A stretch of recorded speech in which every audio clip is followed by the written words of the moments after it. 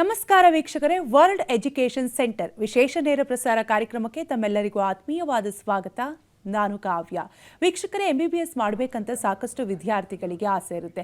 ಕೆಲವರಿಗೆ ಭಾರತದಲ್ಲಿ MBBS ಮಾಡಬೇಕನ್ನೋ ಆಸೆ ಇದ್ರೆ, ಇನ್ನೂ ಕೆಲವರಿಗೆ ವಿದೇಶದಲ್ಲಿ ಹೋಗಿ MBBS ಮಾಡಬೇಕನ್ನೋ ಆಸೆ ಕನಸು ಇದ್ದೇ ಇರುತ್ತೆ. ಆದರೆ ಯಾರನ್ನ ಕಾಂಟ್ಯಾಕ್ಟ್ ಮಾಡಬೇಕು, ಹೇಗೆ ಕಾಂಟ್ಯಾಕ್ಟ್ ಮಾಡಬೇಕು, ಎಲ್ಲಿ ಹೋಗಬೇಕು, ಜೊತೆಗೆ ಒಂದು ವೇಳೆ ವಿದೇಶದಲ್ಲಿ MBBS ಕಂಪ್ಲೀಟ್ ಮಾಡಿದರೆ ಭಾರತದಲ್ಲಿ ಬಂದು ಯಾವುದಾದ್ರೂ ಎಕ್ಸಾಮ್ ಬರಿಬೇಕಾ, ಅಲ್ಲಿ ಸೇಫ್ಟಿ ಯಾವ ರೀತಿಯಾಗಿರುತ್ತೆ, ಬಜೆಟ್ ಎಷ್ಟಿರುತ್ತೆ, ಹೀಗೆ ಸಾಕಷ್ಟು ಗೊಂದಲ ಪ್ರತಿಯೊಬ್ಬರಿಗೂ ಕೂಡ ಇದ್ದೇ ಇರುತ್ತೆ. ವಿದ್ಯಾರ್ಥಿಗಳಿಗೂ ಇರುತ್ತೆ, ಜೊತೆಗೆ ಪೋಷಕರಿಗೂ ಕೂಡ ಇದ್ದೇ ಇರುತ್ತೆ. ಇದೆಲ್ಲದರ ಬಗ್ಗೆ ನಿಮಗೆ ಕಂಪ್ಲೀಟ್ ಮಾಹಿತಿನ ತಿಳಿಸ್ಕೊಡಲು ನಮ್ಮ ಜೊತೆಗಿದ್ದಾರೆ ವರ್ಲ್ಡ್ ಎಜುಕೇಷನ್ ಸೆಂಟರ್ನ CEO ಆಗಿರುವಂತಹ ಕೌಶಲ್ಯ ಮಜ್ಜಿಗೆ ಅವರು. ಬನ್ನಿ ಅವರನ್ನ ಕಾರ್ಯಕ್ರಮಕ್ಕೆ ವೆಲ್ಕಮ್ ಮಾಡೋಣ. ಹಲೋ ಮೇಡಮ್, ಕಾರ್ಯಕ್ರಮಕ್ಕೆ ಸ್ವಾಗತ.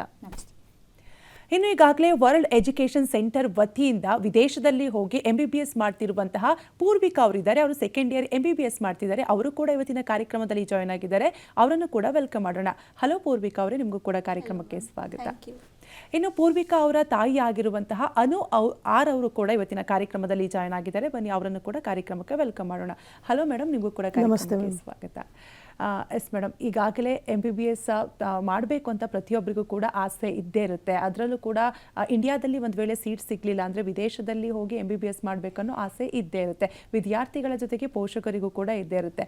ಇದೆಲ್ಲದರ ಬಗ್ಗೆ ಮಾತನಾಡೋಣ. ಅದಕ್ಕೂ ಮುಂಚೆ ವರ್ಲ್ಡ್ ಎಜುಕೇಷನ್ ಸೆಂಟರ್ ಬಗ್ಗೆ ತಿಳಿಸ್ಕೊಡಿ. ಯಾವಾಗ ಶುರುವಾಯಿತು, ಎಷ್ಟು ವರ್ಷದಿಂದ ಇದೆ, ಹೇಗೆ ಶುರುವಾಯಿತು ಅನ್ನೋದ್ರ ಬಗ್ಗೆ ತಿಳಿಸ್ಕೊಡಿ.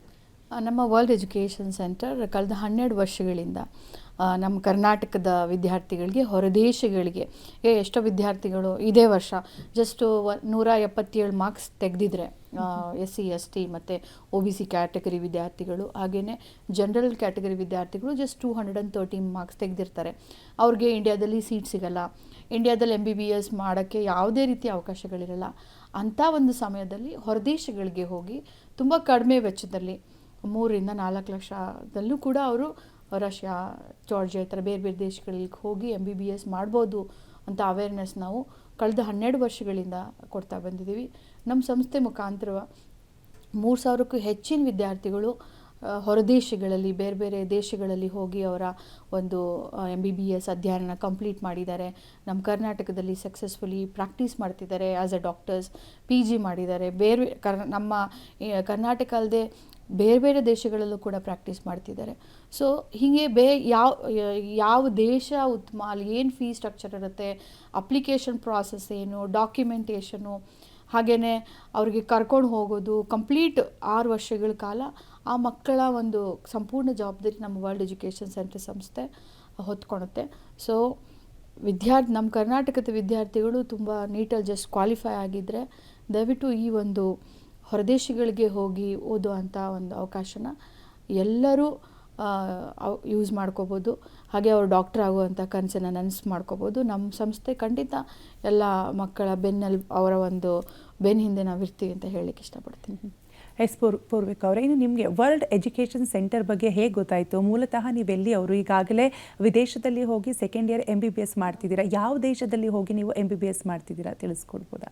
ನಾನು ವರ್ಲ್ಡ್ ಎಜುಕೇಷನ್ ಸೆಂಟರ್ ಹೆಂಗೆ ಗೊತ್ತಾಯಿತು ಅಂದರೆ, ಲೈಕ್ ಲಾಸ್ಟ್ ಇಯರ್ ನಾವು ಹಿಂಗೆ ಇನ್ಸ್ಟಾಗ್ರಾಮ್, ಯೂಟ್ಯೂಬಲ್ಲಿ ಸರ್ಚ್ ಮಾಡ್ತಿರುವಾಗ ಮ್ಯಾಮ್ದು ಇದೇ ಥರ ಇಂಟರ್ವ್ಯೂ ಬಂತು. ನಾವು ಆವಾಗ ಅಲ್ಲಿಂದ ಕಾಂಟ್ಯಾಕ್ಟ್ ಮಾಡಿದ್ವಿ ಯೂಟ್ಯೂಬಿಂದ. ಆಮೇಲೆ ನಾನು ಬಂದುಬಿಟ್ಟು ಶಿವಮೊಗ್ಗ, ನಮ್ಮ ನೇಟಿವ್ ಪ್ಲೇಸ್. ಆ್ಯಂಡ್ ನಾನು ರಷ್ಯಾದಲ್ಲಿ ಯಾರೋಸ್ಲಾವ್ ಸ್ಟೇಟ್ ಮೆಡಿಕಲ್ ಯೂನಿವರ್ಸಿಟಿಯಲ್ಲಿ ಫಸ್ಟ್ ಇಯರ್ ಕಂಪ್ಲೀಟ್ ಮಾಡಿದ್ದೀನಿ.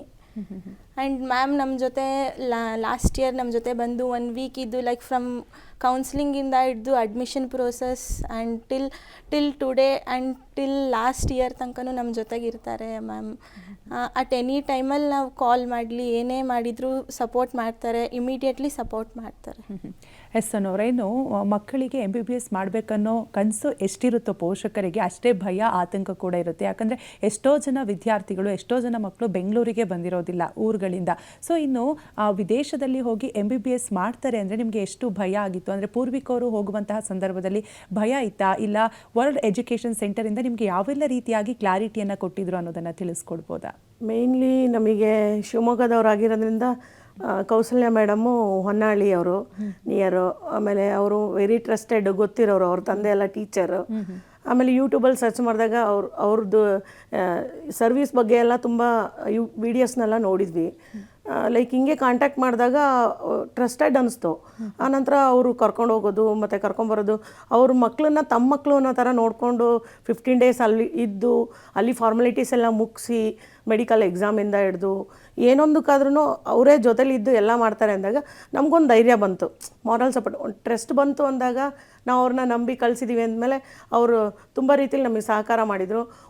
ಅಲ್ಲಿದ್ದಾಗ ಈಗ 1 ವರ್ಷ ನನ್ನ ಮಗಳು ಇದ್ದು ಮುಗಿಸಿ ಇವಾಗ ವೆಕೇಷನಿಗೆ ಬಂದೇಳೆ. ಏನಂದರೆ ಒಂದು ಸರಿ ಇನ್ಸಿಡೆಂಟ್ ಆಯಿತು, ಎಡ್ಡೇನೋ ಇಂಜುರಿ ಆಗಿತ್ತು. ಲೈಕ್ ನಮಗೆ ಭಯ ಇತ್ತು, ತುಂಬ ಭಯ ಆಗಿಬಿಟ್ಟಿತ್ತು ಅಲ್ಲಿ ಹೆಂಗಪ್ಪ ಏನು ಅಂತ. ಮೇಡಮ್ ಕಾಂಟ್ಯಾಕ್ಟ್ ಮಾಡಿದ್ವಿ, ಎನಿ ಟೈಮ್ ಮೇಡಮ್ ನಮಗೆ ರೆಸ್ಪಾಂಡ್ ಮಾಡಿದ್ದಾರೆ. ಅಲ್ಲಿ ಕೋಆರ್ಡಿನೇಟ್ರ್ ಜೊತೆ ಕೋಆರ್ಡಿನೇಷನ್ ಮಾಡಿಕೊಂಡು ಅವಳಿಗೆ ಎಲ್ ಚೆಕಪ್ ಇಮ್ಮಿಡಿಯೇಟ್ ಸಿಗೋ ಥರ ಮಾಡಿದ್ದಾರೆ. ಸೊ ಏನೇ ಬಂದ್ರೂ ನಮಗೆ ಅವರೇ ಒಂದು ತಾಯಿ ಥರ, ನಮ್ಮ ಮಕ್ಳಿಗೆ ಅವರೇ ತಾಯಿ ಆಗಿದ್ದಾರೆ.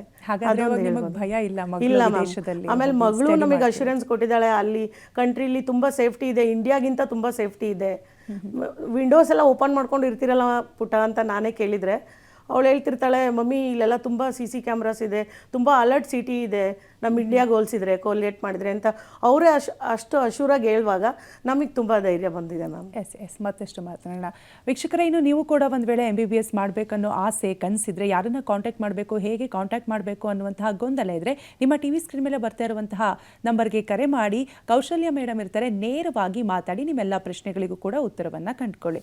ಎಸ್ ಮೇಡಮ್, ಈಗಾಗಲೇ ನೀವು ವರ್ಲ್ಡ್ ಎಜುಕೇಷನ್ ಸೆಂಟರ್ ಸುಮಾರು 12 ವರ್ಷದಿಂದ ಕಾರ್ಯವನ್ನು ನಿರ್ವಹಿಸ್ತಾ ಇದೆ ಅನ್ನುವಂತಹ ವಿಚಾರವನ್ನು ತಿಳಿಸ್ಕೊಟ್ರಿ. ಈಗಾಗಲೇ 12 ವರ್ಷದಿಂದ ಸಾಕಷ್ಟು ವಿದ್ಯಾರ್ಥಿಗಳು ನಿಮ್ಮ ವತಿಯಿಂದ ಅಂದರೆ MBBS ಮಾಡ್ತಿದ್ದಾರೆ, MBBS ಕಂಪ್ಲೀಟ್ ಮಾಡಿ ಎಷ್ಟೋ ವಿದ್ಯಾರ್ಥಿಗಳು ಈಗಾಗಲೇ ಇಲ್ಲಿ ಬಂದಿದ್ದಾರೆ. ಇನ್ನು ಮುಖ್ಯವಾಗಿ ಯಾಕೆ ಅಬ್ರಾಡಲ್ಲಿ ಹೋಗಿ MBBS ಮಾಡಬೇಕು ವಿದ್ಯಾರ್ಥಿಗಳು ಅನ್ನೋದನ್ನು ತಿಳಿಸ್ಕೊಡ್ತೀರಾ?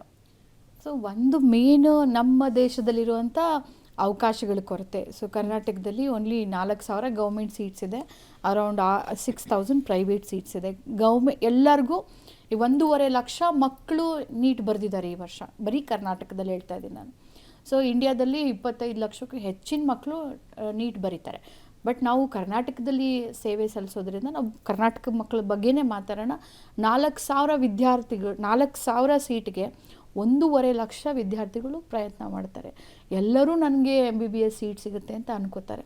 ಸೊ ಎಷ್ಟೋ ಮಕ್ಕಳಿಗೆ ಈ ಅವೇರ್ನೆಸ್ ಇಲ್ಲ, ಎಷ್ಟು ಸೀಟ್ಗಳಿದೆ, ಅದರಲ್ಲೂ SC ST category wise reservations ಇರುತ್ತೆ. ಎಷ್ಟೋ ಜನರಲ್ ಕ್ಯಾಟಗರಿ ಮಕ್ಕಳಿಗೆ 500-550 ತೆಗೆದ್ರೂ ಅವಕಾಶ ವಂಚಿತರಾಗ್ತಾರೆ. ಸೊ ಅಂಥ ಎಲ್ಲ ಮಕ್ಕಳಿಗೂ ಈ ಹೊರದೇಶ ಅನ್ನೋದು ಒಂದು ಆಸರೆ ಅಂತಲೇ ಹೇಳ್ಬೋದು. ಅಂದರೆ ಅವರು ಡಾಕ್ಟರ್ ಆಗುವಂಥ ಕನಸನ್ನು ನನಸು ಮಾಡ್ಕೊಳ್ಳಿಕ್ಕೆ ಇದು ಒಂದು ಹಾದಿ, ಟು ಬಿ ಫ್ರ್ಯಾಂಕು. ಸೊ ನೀವು ಇಂಡಿಯಾದಲ್ಲಿ ಅವಕಾಶ ವಂಚಿತರಾಗಿದ್ದರೆ ಹೊರದೇಶಗಳಿಗೆ ಹೋಗಿ MBBS ಮಾಡಿಕೊಂಡು ಬರ್ಬೋದು. ಇಂಡಿಯಾಗೆ ಬಂದಮೇಲೆ ಒಂದು FMG ಅಂತ ಒಂದು ಟೆಸ್ಟ್ ಇರುತ್ತೆ. ಆ ಟೆಸ್ಟ್ನ ಬರೆದ ಮೇಲೆ ಅವ್ರಿಗೆ ಲೈಸೆನ್ಸ್ ಸಿಗುತ್ತೆ, ನಮ್ಮ Karnataka medical council under licensing ಸಿಗುತ್ತೆ. ಅದಾದಮೇಲೆ ಅವರು ನಮ್ಮ ದೇಶದಲ್ಲಿ MBBS ಮಾಡಿರುವಂಥ ವಿದ್ಯಾರ್ಥಿಗಳಿಗೆ ಸಮಾನರಾಗ್ತಾರೆ. ಅವ್ರಿಗೆ ಎಲ್ಲ ರೀತಿಯ ಸಮಾನ ಅವಕಾಶಗಳು ಕೂಡ ಇರುತ್ತೆ. ಅಂದರೆ ಗೌರ್ಮೆಂಟ್ ಜಾಬ್ಸ್ ಮಾಡ್ಬೋದು, ಪ್ರೈವೇಟ್ ಜಾಬ್ಸ್ ಮಾಡ್ಬೋದು, ಅಥವಾ ಅವರ ಮುಂದಿನ ಅಭ್ಯಾಸನ ಇಂಡಿಯಾದಲ್ಲೇ ಕಂಟಿನ್ಯೂ ಮಾಡ್ಬೋದು. PG ಎಲ್ಲ ಮಾಡ್ಬೋದು, ಸ್ಪೆಷಾಲಿಟಿ ಟ್ರೈನಿಂಗ್ ಕೂಡ ಅವ್ರು ಇಂಡಿಯಾದಲ್ಲಿ ಕಂಟಿನ್ಯೂ ಮಾಡ್ಬೋದು. ಸೊ ಹೊರದೇಶ ಅನ್ನೋದು ನಮ್ಮ ಇಂಡಿಯಾದಲ್ಲಿ, ನಮ್ಮ ಕರ್ನಾಟಕದಲ್ಲಿ ಈ ಸೀಟ್ ಸಿಕ್ಕಿಲ್ಲ ಅಂದರೆ ಖಂಡಿತ ದಿಸ್ ಇಸ್ ಸೆಕೆಂಡ್ ಆಪ್ಷನ್. ಇಂಡಿಯಾದಲ್ಲಿ ಸಿಕ್ಕರೆ ಖಂಡಿತ ನಮ್ಮ ದೇಶದಲ್ಲಿ ಒಳ್ಳೆಯ ಒಂದು ಎಜುಕೇಷನ್ ಇದೆ, ಇಲ್ಲೇ ಓದಲಿ. ಸಿಕ್ಕಿಲ್ಲ ಅನ್ನೋ ವಿದ್ಯಾರ್ಥಿಗಳು ದಯವಿಟ್ಟು ಇದೊಂದು ಅವಕಾಶನ ಯೂಸ್ ಮಾಡಿಕೊಂಡು ಹೊರದೇಶಗಳಿಗೆ ಓದಿದ್ರೆ ಇದು ಅವರ ಒಂದು ಡಾಕ್ಟರ್ ಆಗೋ ಕನಸನ್ನು ನನಸು ಮಾಡ್ಕೋಬೋದು. First thing. ಸೆಕೆಂಡ್ ಥಿಂಗ್, ಹೊರದೇಶಕ್ಕೂ ಇಲ್ಲಿಗೂ ಏನೂ ಡಿಫ್ರೆನ್ಸ್ ಇಲ್ಲ. ಸೊ MBBS ಅನ್ನೋದು ಒಂದು ಯೂನಿವರ್ಸಲ್ ಸಬ್ಜೆಕ್ಟ್ ಕೋರ್ಸ್. ಅದು 19 ಸಬ್ಜೆಕ್ಟ್ಗಳಿರುತ್ತೆ. ಇಂಡಿಯಾದಲ್ಲಿ ಏನಿರುತ್ತೆ ಅದೇ ಸಬ್ಜೆಕ್ಟ್ಗಳು ಹೊರದೇಶಗಳಲ್ಲೂ ಇರುತ್ತೆ, ಯಾವುದೇ ರೀತಿ ಡಿಫ್ರೆನ್ಸ್ ಇರಲ್ಲ. ನಮ್ಮ ಇಂಡಿಯಾದಲ್ಲೂ ಕೂಡ ಈವನ್ ಡಿಗ್ರಿ ರಷ್ಯಾ ಹೋಗಲಿ, ಜಾರ್ಜಿಯಾ ಹೋಗಲಿ, ಎನಿ ಯುರೋಪಿಯನ್ ಕಂಟ್ರಿ ಹೋಗಲಿ, ಉಜ್ಬೇಕಿಸ್ತಾನ್, ಕಜಾಕಿಸ್ತಾನ್, ಎಷ್ಟೋ ರಾಷ್ಟ್ರಗಳಿಗೆ ಹೋಗ್ತಾರೆ. ಸೊ ಎಲ್ಲೇ ಓದ್ಕೊಂಡು ಬಂದ್ರೂ ನಮ್ಮ ಇಂಡಿಯಾದಲ್ಲಿ ಅದು ಅಕ್ಸೆಪ್ಟೆಡ್ ಇದೆ. ಸೊ ತುಂಬ ಕಡಿಮೆ ಬಡ್ಜೆಟಲ್ಲಿ ಓದ್ಬೋದು. ಎಷ್ಟೋ ನನ್ನ ಹತ್ರ ಬರೋವಂಥ ವಿದ್ಯಾರ್ಥಿಗಳ ಪೋಷಕರು, ಕೆಲವರು ಆಟೋ ಡ್ರೈವರ್ಸ್ ಇದ್ದಾರೆ, ಟ್ಯಾಕ್ಸಿ ಡ್ರೈವರ್ಸ್ ಇದ್ದಾರೆ, ರೈತರ ಮಕ್ಕಳಿದ್ದಾರೆ. ಸೊ ಎಲ್ಲರೂ ಡಾಕ್ಟ್ರ್ ಆಗ್ಬೋದು. ಸೊ ಇಂಡಿಯಾದಲ್ಲಿ ಕೋಟಿ ಡೊನೇಷನ್ ಕೊಟ್ಟರೇ ಇಂಡಿಯಾದಲ್ಲಿ ಡಾಕ್ಟ್ರ್ ಆಗೋಕ್ಕಾಗೋದು, ಅಥವಾ ನೀಟಲ್ಲಿ ಒಳ್ಳೆ ಮಾರ್ಕ್ಸ್ ತೊಗೊಂಡ್ರೇ ಇಂಡಿಯಾದಲ್ಲಿ ಡಾಕ್ಟ್ರ್ ಆಗೋಕ್ಕಾಗೋದು. ಬಟ್ ಹೊರದೇಶದಲ್ಲಿ ಆಗಲ್ಲ. ನೀವು ಜಸ್ಟ್ ಕ್ವಾಲಿಫೈ ಆಗಿದ್ದರೆ ಸಾಕು ನೀಟಲ್ಲಿ, ಹೊರದೇಶಗಳಿಗೆ ಹೋಗಿ ತುಂಬ ಕಡಿಮೆ ವೆಚ್ಚದಲ್ಲಿ ಒಂದು 20-25 ಲಕ್ಷದಲ್ಲಿ ಓದ್ಕೊಂಡು ಬರ್ಬೋದು. ಎಲ್ಲ ಮಕ್ಕಳ ಡಾಕ್ಟರ್ ಆಗೋ ಕನಸನ್ನು ನನಸು ಮಾಡ್ಕೋಬೋದು. ಎಸ್ ಮೇಡಮ್, ಮತ್ತಷ್ಟು ಮಾತನಾಡೋಣ. ಅದಕ್ಕೂ ಮುಂಚೆ ಒಬ್ಬರು ಕಾಲರ್ ಹಿಡಿದ್ದಾರೆ, ಮಾತನಾಡಿಸ್ಬಿಡೋಣ. ಗೋಪಿನಾಥ್ ಅಂತ ಹೇಳಿ ಕರೆ ಮಾಡಿದ್ದಾರೆ ಬೆಂಗಳೂರಿಂದ. ನಮಸ್ತೆ ಗೋಪಿನಾಥ್ ಅವರೇ. ನಮಸ್ಕಾರ ಮೇಡಮ್. ಮಾತಾಡಿ. ಕೌಶಲ್ಯ ಮೇಡಮ್ ಇದ್ದಾರೆ, ಏನು ಡೌಟ್ ಇದೆ ಕೇಳಿ. ಕೌಶಲ್ಯ ಮೇಡಮ್ ನಮಸ್ಕಾರ. ಹಾಂ, ನಮಸ್ತೆ ಸರ್, ಹೇಳಿ. ಮೇಡಮ್, ನನ್ನ ಮಗಳು PUC ಓದ್ತಿದ್ದಾಳೆ, ಈಗ ಸೆಕೆಂಡ್ PU. ಓಕೆ. ಅದೇ ನಾವು ನೀಟ್ ಮಾಡಿಸ್ಬೇಕು ಅಂತ ನೀಟ್ಗೆ ಕಟ್ಸಿದೀವಿ. ಅಲ್ಲಿನ ಕೋಚಿಂಗು ನಮ್ಗೊಂಚೂರು ಸಾಕಾಗ್ತಾ ಇಲ್ಲ ಅಂತ ಕಾಣಿಸುತ್ತೆ. ಓಕೆ. ಆದ್ರೆ ಅಲ್ಲಿ ಇಂಟಿಗ್ರೇಷನ್ ಅಂತ ಫೀಸ್ ಎಲ್ಲ ಕಟ್ಸ್ಕೊಂಡ್ಬಿಟ್ಟಿದ್ದಾರೆ, ಲಕ್ಷಾಂತರ ರೂಪಾಯಿ ಮಾಡ್ಕೊಂಡಿದ್ದಾರೆ, ನಿಮ್ಗೂ ಗೊತ್ತಿದೆ ಅಲ್ವಾ? ಓಕೆ. ಹಾಗಾಗಿ ಈಗ ಅಷ್ಟೇ ಸಾಕಾಗುತ್ತಾ ಅಥವಾ ಏನಾದ್ರು ಅಡಿಷನ್ ಗಳಿಗೆ ಏನಾದ್ರು ಇನ್ಪುಟ್ಸ್ ಬೇಕಾಗ್ತದಾ ಅಂತ ನಾವು ಚಿಂತೆಯಲ್ಲಿದ್ದೀವಿ. ಈಗ ಅದೇ ಕಾರ್ಯಕ್ರಮ ನೋಡಿ ಏನಾದ್ರು ಸಜೆಷನ್ ಸಿಗ್ಬೋದಾ ನಮ್ಗೆ? ಏನ್ ಮಾಡ್ಬೇಕು? ಅಷ್ಟೇ ಸಾಕಾ ಮನೇಲಿ ಓದೋದು ಅಥವಾ ನಿಮ್ ಕಡೆ ಏನಾದ್ರು ಸಲಹೆ ಸೂಚನೆ? ಸೆಕೆಂಡ್ PUC ಇವಾಗಿರೋದು ಸರ್? ಹೌದು ಸರ್, ಈಗ ಅಂದ್ರೆ next year second PUC complete ಮಾಡ್ತಾರೆ. ನೆಕ್ಸ್ಟ್ ಇಯರ್ ಕಾಲೇಜಲ್ಲೇ ನೀಟ್ ಇಂಟಿಗ್ರೇಟೆಡ್ ಇದೆಯಾ? ಇಂಟಿಗ್ರೇಟೆಡ್ ಇದೆ. ಓಕೆ, ಇಂಟಿಗ್ರೇಟೆಡ್ ಇದ್ದರೆ ಅಲ್ಲೇ ಓದಿ ಸರ್. ಕಾಲೇಜಲ್ಲೂ ಚೆನ್ನಾಗಿ ಹೇಳ್ಕೊಡ್ತಾರೆ. ಸೊ ಇಂಡಿಯಾದಲ್ಲಿ ಸೀಟ್ ಸಿಗಬೇಕು ಅಂದರೆ ಮಿನಿಮಮ್ ನೀವು ಜನರಲ್ ಕ್ಯಾಟಗರಿ ಆದರೆ 600 ಅಬೌವ್ ತೆಗಿಬೇಕು. SC ST OBC ಆದರೆ ಅರೌಂಡ್ 550 ಮೇಲೆ ತೆಗಿಬೇಕು. ಇನ್ ಕೇಸ್ ನೀವು ಅಷ್ಟು ಮಾರ್ಕ್ಸ್ ತೆಗೆದಿಲ್ಲ, ನಿಮ್ಮ ಮಗಳು ಜಸ್ಟ್ ಕ್ವಾಲಿಫೈ ಆಗಿದ್ದಾಳೆ ಅಂದರೆ ಖಂಡಿತ ನೆಕ್ಸ್ಟ್ ಇಯರು ನಮ್ಮ ನಂಬರ್ನ ಸೇವ್ ಮಾಡ್ಕೊಳ್ಳಿ, ಕಾಲ್ ಮಾಡಿ, ನಾವು ಹೊರದೇಶಗಳಿಗೆ ಖಂಡಿತ ಕಳಿಸ್ತೀವಿ. ಥ್ಯಾಂಕ್ ಯು ಗೋಪಿನಾಥ್ ಅವರೇ ಕರೆ ಮಾಡಿದ್ದಕ್ಕಾಗಿ. ಮತ್ತೊಬ್ಬರು ಕಾಲರ್ ರೆಡಿ ಇದ್ದಾರೆ, ವಿಜಯ ಅಂತ ಹೇಳಿ ಚಿಕ್ಕಮಗಳೂರಿಂದ ಕರೆ ಮಾಡಿದ್ದಾರೆ. ನಮಸ್ತೆ ವಿಜಯ್ ಅವರೇ. ನಮಸ್ತೆ ಮೇಡಮ್. ಮಾತಾಡಿ. ಕೌಶಲ್ಯ ಮೇಡಮ್ ಇದ್ದಾರೆ, ಏನು ಡೌಟ್ ಇದೆ ಕೇಳಿ ಸರ್. ಮೇಡಮ್, ನೀವು ರಷ್ಯಾ ಕಳಿಸ್ತಾ ಇದ್ದೀರಿ ಅಂತ ಹೇಳಿದ್ರಿ. ಹಲೋ. ಹಾಂ, ಹೇಳಿ ಸರ್, ಕೇಳಿಸ್ತಾ ಇದೆ, ಹೇಳಿ. ಅದೇ ನೀವು ರಷ್ಯಾಕ್ಕೆ ಕಳಿಸ್ತಾ ಇದ್ದೀವಿ ಅಂತ ಹೇಳಿದ್ರಲ್ಲ ಮೇಡಮ್, ಈಗ ಯಾವ್ಯಾವ ಯೂನಿವರ್ಸಿಟಿ ಇದೆ ನಿಮ್ಮ ಅಂಡರಲ್ಲಿ? ನಿಮ್ಗೆ ಯಾವ ಯೂನಿವರ್ಸಿಟಿನಲ್ಲಿ ಅಡ್ಮಿಷನ್ ಬೇಕು ಸರ್? ರಷ್ಯಾದಲ್ಲಿ 102 ಯೂನಿವರ್ಸಿಟೀಸ್ ಇದೆ. ಅದರಲ್ಲಿ ನಾವು ಕೆಲವೊಂದು ಯೂನಿವರ್ಸಿಟಿಗಳ ಜೊತೆ ಡೈರೆಕ್ಟ್ಲಿ ಕೊಲಾಬ್ರೇಟ್ ಆಗಿರ್ತೀವಿ. ನಮ್ಮದೇ ಆದ ಹಾಸ್ಟೆಲ್ ವ್ಯವಸ್ಥೆ, ಮೆಸ್ಸು, ಈ ಥರ ಎಲ್ಲ ವ್ಯವಸ್ಥೆ ಇರುವಂಥ ಯೂನಿವರ್ಸಿಟಿಗಳಿಗೆ ಕಳಿಸ್ತೀವಿ. ನಿಮಗೆ ಎಲ್ಲಿ ಬೇಕು? ಖಜಾನಾ ಫೆಡರಲ್ ಅಲ್ಲಿ ಇದೆಯಾ ಮಾಹಿತಿ ಮೇಡಮ್ ನಿಮಗೆ? ಖಜಾನ್ ಫೆಡ್ರಲ್ ಮಾಡಿಕೊಡ್ಬೋದು ಸರ್. ಖಜಾನ್ ಫೆಡ್ರಲ್ ಮತ್ತು ಯಾವುದು? ಖಜಾನ್ ಫೆಡರಲ್ ಅಲ್ಲಿ ಈಗ ಎಕ್ಸಾಮ್ ಏನಾರ ಯಾವ ಥರ ಅಲ್ಲಿಗೆ ಹೋಗ್ಬೇಕು ಅಂತ? ಫಸ್ಟ್ ನೀವು ಅಪ್ಲಿಕೇಶನ್ ಹಾಕೋಬೇಕು. ದೆನ್ ಯೂನಿವರ್ಸಿಟಿನಲ್ಲಿ ಎಂಟ್ರೆನ್ಸ್ ಎಕ್ಸಾಮ್ ಇರುತ್ತೆ. ಆಗಸ್ಟ್ 15ನೇ ತಾರೀಕು ಎಕ್ಸಾಮ್ ಏನು ಕಂಡಕ್ಟ್ ಮಾಡ್ತಿದ್ದಾರೆ. ದಯವಿಟ್ಟು ನೀವು ಈ ಸ್ಕ್ರೀನ್ ಮೇಲೆ ಬರೋವಂಥ ನಂಬರ್ಗೆ ಇಮಿಡಿಯೇಟಾಗಿ ಕಾಲ್ ಮಾಡಿ. 30ನೇ ತಾರೀಕು ಖಜಾನ್ ಫೆಡ್ರಲ್ ಯೂನಿವರ್ಸಿಟಿನಲ್ಲಿ ಡೆಡ್ಲೈನ್ಸ್ ನಡೀತಿದೆ. ಸೊ ಕಾಲ್ ಮಾಡಿ ಅಪ್ಲಿಕೇಶನ್ ಹಾಕ್ಕೊಳ್ಳಿ. 15ನೇ ತಾರೀಕು ನೀವು ಎಕ್ಸಾಮ್ ಬರೆದ್ರೆ ನಿಮ್ಮದು ಅಡ್ಮಿಷನ್ ಕನ್ಫರ್ಮ್ ಆಗುತ್ತೆ. ಅದಾದ ನಂತರ ವೀಸಾ, ಡಾಕ್ಯುಮೆಂಟೇಷನ್ ಎಲ್ಲ ಮಾಡಿ ನಾವು ಸೆಪ್ಟೆಂಬರಲ್ಲಿ ಕಳಿಸ್ಕೊಡ್ತೀವಿ.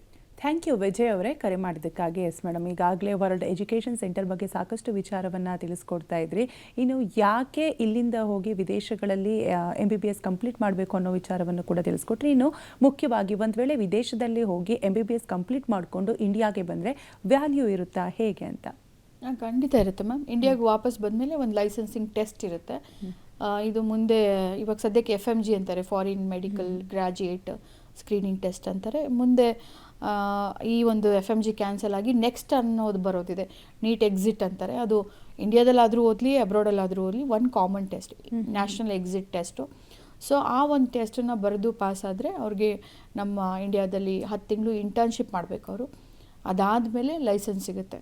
ಸೊ ಇದು ಕಂಪ್ಲೀಟ್ ಪ್ರೊಸೀಜರ್ ಇರುತ್ತೆ. ಇಂಡಿಯಾಗೆ ವಾಪಸ್ ಬಂದಮೇಲೆ ಡೈರೆಕ್ಟು ರೆಕಗ್ನಿಷನ್ ಇರೋಲ್ಲ ಡಿಗ್ರಿಗೆ. ಒಂದು ಟೆಸ್ಟ್ ಬರೆದು ಲೈಸೆನ್ಸ್ ತೊಗೊಂಡು ದೆನ್ ಅವ್ರು ಪ್ರಾಕ್ಟೀಸ್ ಮಾಡ್ಬೋದು. ಪೂರ್ವಿಕ್ ಅವರೇನು ಮುಖ್ಯವಾಗಿ ಎಜುಕೇಷನ್ ಎಷ್ಟು ಇಂಪಾರ್ಟೆಂಟ್ ಆಗುತ್ತೋ ಸೇಫ್ಟಿ ಕೂಡ ಅಷ್ಟೇ ಇಂಪಾರ್ಟೆಂಟ್ ಆಗಿರುತ್ತೆ. ಅದರಲ್ಲೂ ಕೂಡ ಗರ್ಲ್ಸ್ನ ಹೊರ ದೇಶಗಳಿಗೆ ಕಳಿಸ್ಬೇಕಂದ್ರೆ ಪೋಷಕರಿಗೆ ಸಾಕಷ್ಟು ಭಯ ಇದ್ದೇ ಇರುತ್ತೆ. ಅಲ್ಲಿ ಸೇಫ್ಟಿ ಬಗ್ಗೆ ಹೇಳೋದಾದರೆ, ಹಾಸ್ಟೆಲ್ ವ್ಯವಸ್ಥೆ ಬಗ್ಗೆ ತಿಳಿಸ್ಕೊಡೋದಾದರೆ? ಲೈಕ್ ನಮ್ಮ ಹಾಸ್ಟೆಲಲ್ಲಿ ತುಂಬ ಸೇಫ್ಟಿ ಇದೆ. ಲೈಕ್ ಮಿಡ್ನೈಟ್ 11 o'clock ಹಾಸ್ಟೆಲ್ಸ್ ಎಲ್ಲ ಕ್ಲೋಸ್ ಮಾಡ್ತಾರೆ. ವಾರ್ಡನ್ಸ್ ಅಂತ ಇರ್ತಾರೆ, ಸೆಕ್ಯೂರಿಟ್ರಿ ಇರ್ತಾರೆ, ಎಲ್ಲೋದ್ರೂ CCTVs ಇದೆ. ಆ್ಯಂಡ್ ಗರ್ಲ್ಸಿಗೆ ತುಂಬ ಸೇಫ್ಟಿ ಇದೆ ರಷ್ಯಾದಲ್ಲಿ. ರಷ್ಯಾ ಅಂದ್ರೆ ಸೇಫ್ಟಿ ಮೇನ್ ಗರ್ಲ್ಸ್ಗೆ. I will prefer to come for Russia for other students who are coming ನಾವು. ಎಸ್, ಇನ್ನು ಹಾಸ್ಟೆಲ್ ಬಗ್ಗೆ ತಿಳಿಸ್ಕೊಡೋದಾದರೆ ಎಷ್ಟು ಶೇರಿಂಗ್ ಇರುತ್ತೆ, ಫುಡ್ ಯಾವ ರೀತಿಯಾಗಿರುತ್ತೆ, ಇಂಡಿಯಾ ಫುಡ್ ಅವೈಲೇಬಲ್ ಇರುತ್ತಾ ಹೇಗೆ ಅಂತ? ಇಂಡಿಯಾ ಫುಡ್ಸ್ ಅವೈಲೇಬಲ್ ಇದೆ. ಮತ್ತು ಹಾಸ್ಟೆಲ್ ಬಂದುಬಿಟ್ಟು 2 ಶೇರಿಂಗ್ ಇದೆ, 3 ಶೇರಿಂಗ್ಸ್ ಇದೆ ಆ್ಯಂಡ್ 4 ಶೇರಿಂಗ್ಸ್ ಆಲ್ಸೋ ಇರುತ್ತೆ. ಕುಕ್ಕಿಂಗ್ ಸಪ್ರೇಟ್ ಮೆಸ್ ಇರುತ್ತೆ, ವಾಷಿಂಗ್ ಮಿಷಿನ್ ರೂಮ್ ಸಪ್ರೇಟ್ಸ್ ಇದೆ, ವ್ಯಾಕ್ಯೂಮ್ ಕ್ಲೀನರ್ಸ್ ಕೊಡ್ತಾರೆ ನಮಗೆ ಅಂತ. ಎಲ್ಲ ನಾವು ಕ್ಲೀನ್ ಮಾಡ್ಕೊತೀವಿ, ಕ್ಲೀನರ್ಸು ಇರ್ತಾರೆ. ಮತ್ತು ಕುಕ್ಕಿಂಗ್ ಬಂದುಬಿಟ್ಟು ನಾವೇ ಸೆಲ್ಫ್ ಕುಕ್ ಮಾಡ್ತೀವಿ. ಮತ್ತು ಮೆಸ್ಸು ಇದೆ ಆಪ್ಷನಲ್, ಸೆಲ್ಫ್ ಕುಕ್ ಅವರು ಮಾಡ್ಬೋದು, ಮೆಸ್ ಆದರೂ ತೊಗೋಬೋದು. ದೆನ್ ಫ್ರೆಂಡ್ಸ್ ಜೊತೆ ಎಲ್ಲ ಸೇರಿ ಸೆಲ್ಫ್ ಕುಕ್ ಮಾಡ್ಕೊಂಡು ಲೈಕ್ ಎಂಜಾಯಬಲ್ ಲೈಫು ಇದೆ, ಎಜುಕೇಷನ್ನು ಅಷ್ಟೇ ಚೆನ್ನಾಗಿದೆ. It is very good to prefer Russia. Yes, ಮತ್ತೊಬ್ರು ಕಾಲರ್ ರೆಡಿ ಇದ್ದಾರೆ, ಬೆಂಗಳೂರಿಂದ ಶಂಕರ್ ಅಂತ ಹೇಳಿ ಕರೆ ಮಾಡಿದ್ದಾರೆ. ನಮಸ್ತೆ ಶಂಕರ್ ಅವರೇ. ನಮಸ್ತೆ ಮೇಡಮ್. ಮಾತಾಡಿ, ನಿಮ್ಗೆ ಏನು ಡೌಟ್ ಇದೆ ಕೇಳಿ. ಕೌಶಲ್ಯ ಮೇಡಮ್ ಇದ್ದಾರೆ, ವರ್ಲ್ಡ್ ಎಜುಕೇಷನ್ ಸೆಂಟರ್ ಸಂಸ್ಥೆ ವತಿಯಿಂದ. ಹಾಗೆ ಈಗಾಗಲೇ ವಿದೇಶದಲ್ಲಿ ಹೋಗಿ ಸೆಕೆಂಡ್ ಇಯರ್ MBBS ಮಾಡ್ತಾ ಇರುವಂತಹ ಸ್ಟೂಡೆಂಟ್ ಕೂಡ ನಮ್ಮ ಜೊತೆ ಕಾರ್ಯಕ್ರಮದಲ್ಲಿದ್ದಾರೆ. ಮಾತಾಡಿ, ನಿಮ್ಗೆ ಏನು ಡೌಟ್ ಇದೆ ಕೇಳಿ. Okay madam. ಹಲೋ. ಹೇಳಿ ಸರ್, ಹೇಳಿ. ಮೇಡಮ್ ನಮಸ್ತೆ ಮೇಡಮ್. ನನ್ನ ಹೆಸರು ಶಂಕರ್ ಅಂದ್ಬಿಟ್ಟು. ಹೇಳಿ ಶಂಕರ್. ನನ್ನ ಮಗಳು ಈಗ ನೀಟ್ ಬರ್ದಿದ್ದಾಳೆ. ನೀಟ್ 309 ಬಂದಿದೆ. ಓಕೆ ಮೇಡಮ್, ಇವಾಗ ನಾವು ರಷ್ಯಾಗೆ ಪ್ಲಾನ್ ಮಾಡ್ತಾ ಇದೀವಿ. Okay sir. ಅದು ಇವಾಗ ಅಮೂರ್ ಯೂನಿವರ್ಸಿಟಿ ಅಂತ ನಿಮ್ಮ ಅಂಡರ್ ಏನಾದ್ರು ಇದೆಯಾ ಮೇಡಮ್ ಅದು?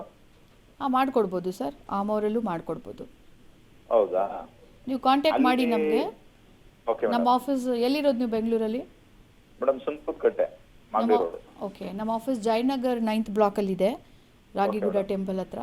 ಸೊ ದಯವಿಟ್ಟು ನೀವು ಸ್ಕ್ರೀನ್ ಮೇಲೆ ಬರೋ ನಂಬರ್ಗೆ ಕಾಲ್ ಮಾಡಿ.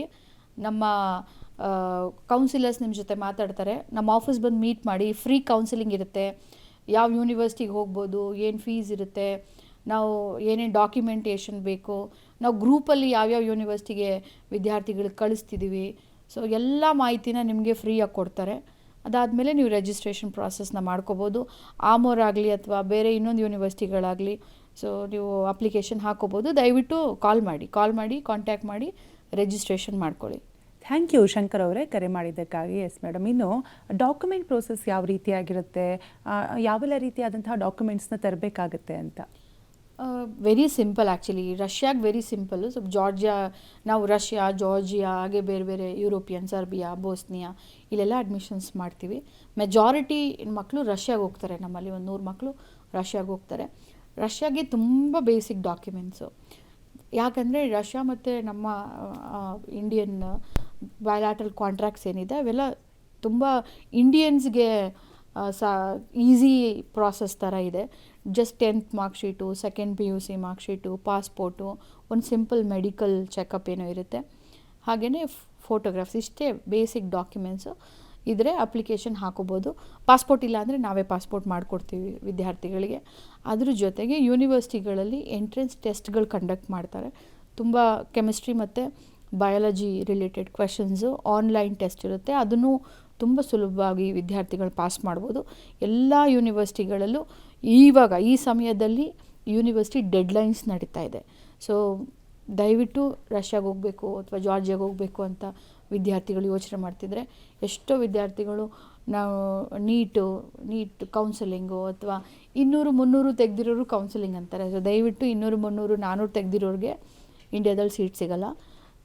ನೀವು ಅಬ್ರಾಡ್ ಹೋಗಬೇಕಂದ್ರೆ ಡಿಸೈಡ್ ಇವಾಗಲೇ ಮಾಡಿ ಅಪ್ಲಿಕೇಶನ್ ಹಾಕ್ಕೊಳ್ಳಿ. ಎಲ್ಲ ಕಡೆ ಡೆಡ್ಲೈನ್ಸ್ ನಡೀತಾ ಇದೆ. ನಿಮಗೆ ವರ್ಲ್ಡ್ ರ್ಯಾಂಕಿಂಗ್ ಯೂನಿವರ್ಸಿಟೀಸ್ ಬೇಕು, ಗುಡ್ ಯೂನಿವರ್ಸಿಟೀಸ್ ಬೇಕು, ಫೀಸ್ ಕಮ್ಮಿ ಇರೋ ಯೂನಿವರ್ಸಿಟೀಸ್ ಬೇಕು. ನಿಮ್ದು ಏನು ರಿಕ್ವೈರ್ಮೆಂಟ್ ಇದೆ ನಮ್ಮ ಜೊತೆ ಮಾತಾಡಿ. ನಿಮಗೆ ಸೂಕ್ತವಾದ ಯೂನಿವರ್ಸಿಟಿಗಳನ್ನ ನಾವು ಸಜೆಸ್ಟ್ ಮಾಡ್ತೀವಿ. ಕಾಲೇಜಿಗೆ ಅಪ್ಲಿಕೇಶನ್ ಹಾಕ್ತೀವಿ, ಎಂಟ್ರೆನ್ಸ್ ಎಕ್ಸಾಮ್ ಬರೆಸ್ತೀವಿ. ಎಂಟ್ರೆನ್ಸ್ ಎಕ್ಸಾಮ್ ಆದಮೇಲೆ ನಮಗೆ ಇನ್ವಿಟೇಷನ್ ಲೆಟರ್ನ ಯೂನಿವರ್ಸಿಟಿನವರು ರಿಲೀಸ್ ಮಾಡ್ತಾರೆ. ಅದಾದಮೇಲೆ ನಾವೇ ವೀಸಾಗೆಲ್ಲ ಅಪ್ಲೈ ಮಾಡಿ, ವೀಸಾ ಡಾಕ್ಯುಮೆಂಟೇಷನ್ ಕಂಪ್ಲೀಟ್ ಆದ ತಕ್ಷಣ ನಾವು ಒಂದು ಗ್ರೂಪ್ ಮಾಡಿ ವಿದ್ಯಾರ್ಥಿಗಳಿಗೆ ಇಲ್ಲಿಂದ ಯೂನಿವರ್ಸಿಟಿಗೆ ಡಿಪಾರ್ಟ್ ಮಾಡ್ತೀವಿ. ನಾನೇ ಜೊತೆಗೆ ಹೋಗ್ತೀನಿ. ಅಲ್ಲಿ ಹೋಗಿ ನಾನಿಲ್ಲ ಅಂದರೆ ನಮ್ಮದು ಸ್ಟಾಫ್ ಮೆಂಬರ್ ಯಾರಾದರೂ ಜೊತೆಗಿದ್ದೇ ಇರ್ತಾರೆ. 10-15 ದಿನಗಳ ಕಾಲ ಯೂನಿವರ್ಸಿಟಿಗಳಲ್ಲಿ ನಾವೇ ಇದ್ದು ಎಲ್ಲ ಡಿಪಾರ್ಚರ್ ಆದಮೇಲೆ ಅಲ್ಲಿ ಆನ್ ಅರೈವಲ್ ಪ್ರೊಸೀಜರ್ಸ್ ಏನಿರುತ್ತೆ, ಯೂನಿವರ್ಸಿಟಿ ರಿಜಿಸ್ಟ್ರೇಷನಿಂದ ಹಿಡಿದು ಡಾಕ್ಯುಮೆಂಟೇಷನ್ನು, ಅವ್ರದ್ದು ವೀಸಾ ರೆನ್ಯುವಲು, ಮೆಡಿಕಲ್ಸು, ಅವ್ರಿಗೆ ಸಿಮ್ ಕಾರ್ಡ್ ಕೊಡಿಸೋದ್ರಿಂದ ಹಿಡಿದು ಎಲ್ಲ ಒಂದು ಪ್ರೊಸೀಜರ್ನ ಕಂಪ್ಲೀಟ್ ಮಾಡಿ ಅವರು ಕಂಪ್ಲೀಟ್ ಸೆಟ್ಲ್ ಆದಮೇಲೆ ನಾವು ವಾಪಸ್ ಬರ್ತೀವಿ. ಸೊ ವಿದ್ಯಾರ್ಥಿಗಳು ಹೊರದೇಶಕ್ಕೆ ಹೋಗಬೇಕಂತ ಅಂದ್ಕೊಂಡಿದ್ರೆ ಇದು ಸೂಕ್ತವಾದ ಟೈಮು. ಇವಾಗಲೇ ಡಿಸೈಡ್ ಮಾಡಿ ಅಪ್ಲಿಕೇಶನ್ಸ್ನ ಹಾಕ್ಕೊಳ್ಳಿ. ನೀಟ್ ಕೌನ್ಸಿಲಿಂಗು ಅದು ಇದು ಅಂದ್ಕೊಂಡು ವೆಯ್ಟ್ ಮಾಡಿದ್ರೆ ಇವನ್ ಈ ವರ್ಷ ಕೈ ತಪ್ಪೋಗುತ್ತೆ, 1 ವರ್ಷವೂ ವೇಸ್ಟ್ ಆಗೋಗುತ್ತೆ, ಮತ್ತು ನೆಕ್ಸ್ಟ್ ಇಯರ್ ಅಪ್ಲೈ ಮಾಡಬೇಕಾಗುತ್ತೆ.